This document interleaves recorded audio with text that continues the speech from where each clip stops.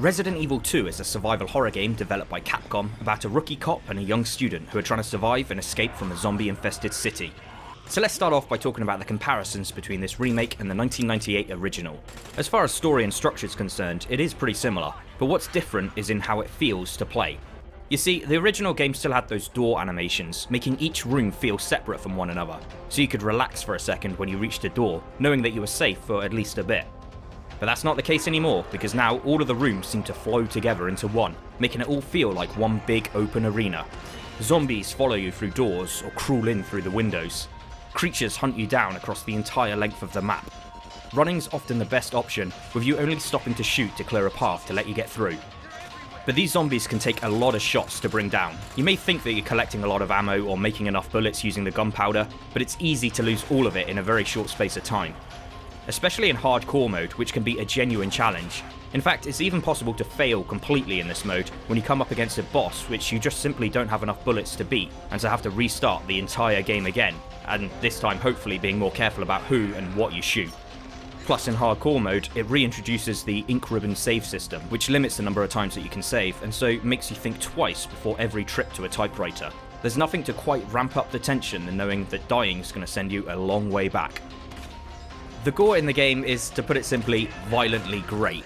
It's like every shot takes off a piece of a zombie. You shoot through the skin to reveal muscle, then muscle to reveal bone. It's probably what the 1998 version wished it could have done, if only graphics were capable of this back then. It's what scenes of explicit violence and gore can really look like. It's a much darker game than before, with the horror not really coming from ambient music, but from instead a constant feeling of being under-equipped against things that want to tear you apart. It doesn't have the same B-movie feel anymore, but along with this, I'd also say that unfortunately it's lost some of the charm and some of the personality that came with the original games. It doesn't have any over-the-top bad guys or comedic elements, instead it's always played dead serious. Freeze! Who are you? What are you doing here? Hold your fire! I'm a human! It may look a lot like Resident Evil 4, but this one's less about the fighting and more about slowly unlocking a way forward. Most of the game takes place in the police station, which acts like one big escape room, with plenty of puzzles and locks and keys and backtracking to open up new rooms to find new items. So you soon have to learn your way around and plan out the fastest and safest routes to get to where you want to go. The in-game map's incredibly helpful for this. In fact, I'd argue that it's a little too helpful, as it marks out everything that you need to know, from item locations to details about doors or puzzles. I used to like having to remember this sort of stuff for yourself in your head, so you'd have to stop for a second and try and think about where those extra bullets were or where a certain item was meant to go. It imprinted the whole layout of the game onto your brain, making it an experience that was hard to forget. I also missed the text that would pop up when you would inspect something, giving you a small glimpse into what Leon or Claire was thinking. It helped to add detail to the environment.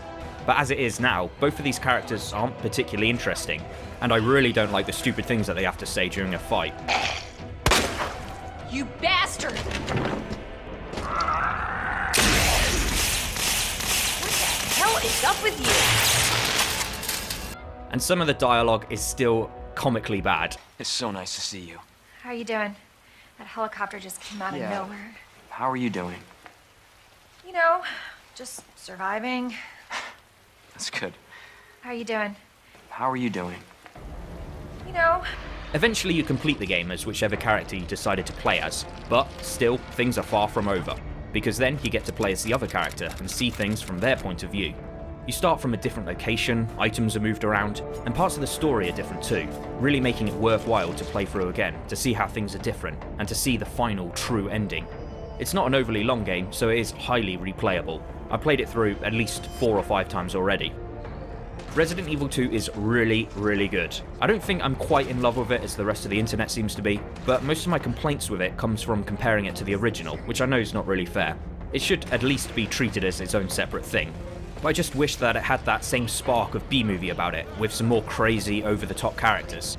And to be honest, I don't think that some of the cutscenes look that great, or cinematic either. But still, it's one that I'm going to be putting many more hours into, and it leaves me excited to see where Resident Evil is going next. So until next time, thanks for watching.